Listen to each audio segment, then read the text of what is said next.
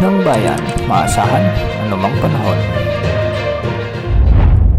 Magandang araw po sa ating lahat. Narito na ang pinakahuling update sa lagay ng ating panahon ngayon at sa magiging lagay ng ating panahon sa susunod na 24 oras. Sa kasalukuyan ay maraming lugar sa Northern at Central Luzon ang nakakaranas ng maulap hanggang sa maulang panahon dahil sa isang weather system na tinatawag nating frontal system. Samantalang easterlies naman ang nagdadala ng malinsangang panahon at kalat-kalat na thunderstorms sa nalalabing bahagi ng ating bansa.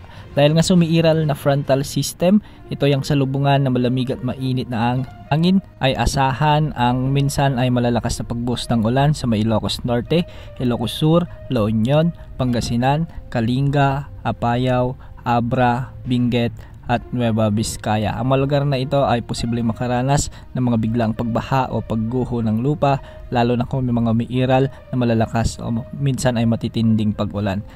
Posible rin ang ganitong sitwasyon sa may Cagayan area. Kung makikita nga natin sa ating satellite animations ay nababalot ng makakapal na kaulapan ang mga nasabing lugar at sa mga oras na ito ay nakakaranas ang maraming lugar dito ng mga malalakas na pag-ulan. Pinag-iingat natin ang ating mga kababayan, lalo na yung ilang araw nang nakakaranas ng mga pag-ulan dulot ng mga localized thunderstorms. Makikita rin natin sa ngayon sa ating satellite animations na ang malaking bahagi rin ng Central Luzon ay nakakaranas ng mga pag-ulan, kasama na rin ang Metro Manila dulot ng mga thunderstorms na pinaiiral ng easterlies. May mga kalat-kalat ding mahinang pag-ulan sa ilang bahagi ng Calabarzon, Mimaropa at Bicol region. Sa Visayas, posible rin ang mga katamtaman hanggang sa malalakas na pag-ulan dulot ng thunderstorms sa may Negros Island region, Central Visayas at Eastern Visayas.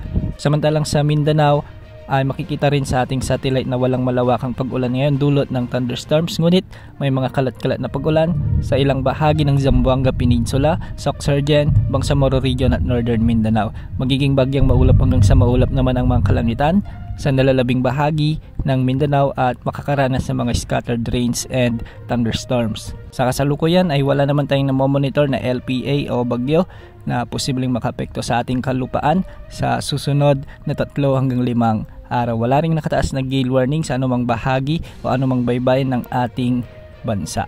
Bukas asahan pa rin ang pag-iral ng frontal system at magdadala ulit ito ng maulap hanggang sa maulang panahon sa Northern at Central Luzon. Samantalang easterlies pa rin ang magiging dominanting weather system sa nalalabing bahagi ng ating bansa. Yan ang update sa lagi ng panahon. Ito po ang weather update ng bayan, maasahan anumang panahon.